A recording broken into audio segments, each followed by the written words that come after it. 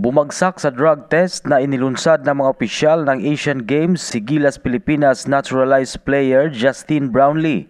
Ayon sa Lausanne, Switzerland-based International Testing Agency na nagpositibo ang American-born na si Brownlee sa ipinagbabawal na carboxy-THC. Ang carboxy-THC ay iniuugnay sa paggamit umano ng cannabis. Ang sample ay kinuha ng ITA sa kasagsagan ng Asian Games sa In-Competition Anti-Doping Control noong Oktubre 7.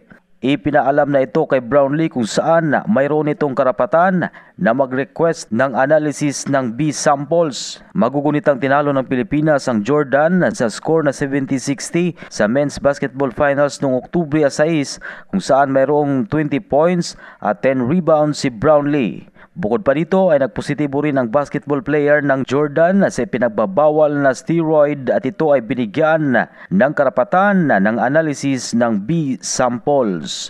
Yan ang Balitang Sports. Ito si Ray Tampos para sa Radyo Alternatibo Balita Nationwide.